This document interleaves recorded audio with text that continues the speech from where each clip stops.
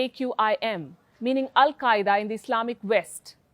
This group had one aim: overthrow the Algerian government and set up an Islamic State. And to achieve this aim, the AQIM began collaborating and funding a smaller militant group in neighboring Nigeria, a group which now beats the Islamic State in being the most lethal terror outfit perhaps in the world, the Boko Haram. It literally means Western education is a sin. This group emerged in the year 2002 but gained prominence in 2009 after it turned violent. The AQIM provided the Boko Haram with weapons. The Boko Haram had a different motive. It wanted Nigerians to reject Western education, science, and modern literature. To enforce its will, it started razing villages and slaughtering people, kidnapping children. It then used these abducted children to carry out suicide attacks. In 2013, this group kidnapped 276 schoolgirls. In 2020, it kidnapped close to 300 schoolboys, and last week, it kidnapped nearly 317 schoolgirls again. It's an endless cycle of kidnappings and an endless cycle of violence. Since May 2011, the Boko Haram has killed 37,500 people and displaced 2.6 million people.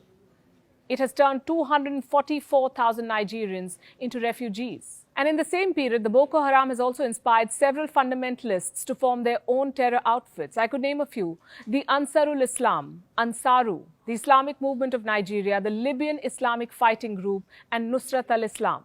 In the last 6 years, these groups have increasingly synchronized their operations and carried out multiple terror attacks across Africa. You may not have heard of them, but you must have come across these headlines, the ones that they made. The 2015 Chad suicide bombings carried out by 2 women and 2 children.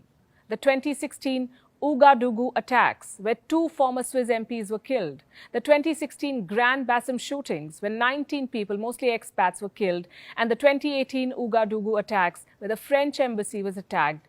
And this is besides the many more raids and crimes that these terror groups commit on a daily basis. So what's driving them? Is it just ideology and religious belief? Well, yes and no. The problem is religious as much as it's financial. You see, poverty, corruption, and underemployment are also to blame here. This is where the Boko Haram operates. The Lake Chad region, one of the poorest regions in the world. It is part of the Chad Basin, an area of severe environmental degradation. This is part of the Sahel, a region with no stable governance. This narrow band of land that stretches from the Atlantic Ocean in the west to the Red Sea in the east, this is the Sahel. It's hot, dry, and vast.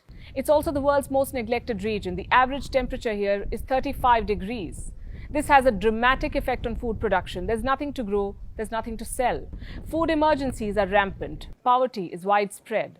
The conditions make it an ideal breeding ground for terror groups. These people have proven to be vulnerable to radicalization. The likes of Boko Haram and the AQIM exploit their vulnerability.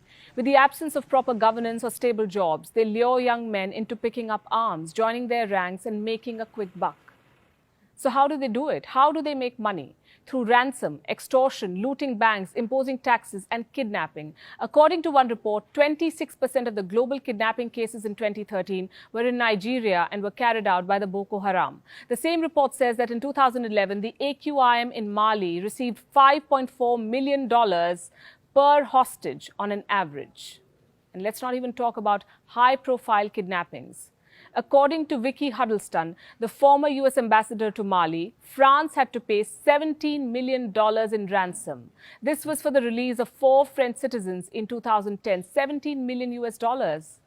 A lot of us would turn in our retirement papers for that sort of money. So the terror groups were raking in the cash. Then came the pandemic. 2020 was a blessing in disguise for them. The Wuhan virus confined most of us to our homes, but for terrorists in West Africa, it provided an opportunity to consolidate and expand. The Boko Haram, in collusion with other terror groups, now controls large swathes of land in Nigeria, and it's extending its reach in Burkina Faso, Cameroon, Chad, Niger, even sub-Saharan Africa.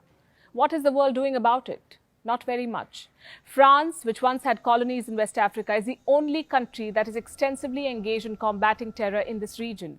It has deployed close to 5,100 military personnel and is helping local forces in pushing back terrorists. But the rest of the world is doing very little.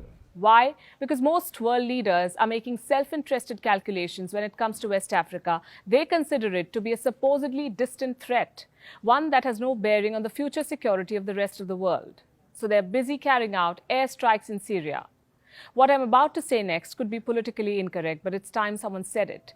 Africa may not have the same strategic significance as West Asia right now. It may not have the kind of oil that West Asia has, but it is the continent of the future. It still contributes almost 10% of the global oil output, 90% of the world's platinum supply, 90% of the world's cobalt supply, half of the world's gold supply, 2/3 of the world's manganese, and 35% of the world's uranium. Africa is critical to world economy and security, and terrorists in West Africa are setting up new fronts in failed states while the world is looking the other way.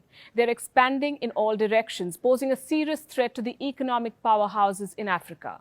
They could soon control or destroy these resources and hold Africa's economy hostage, the reverberations of which will be felt around the world.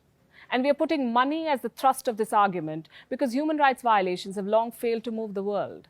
So if it all comes down to money, the world should still be worried about what's happening in Africa.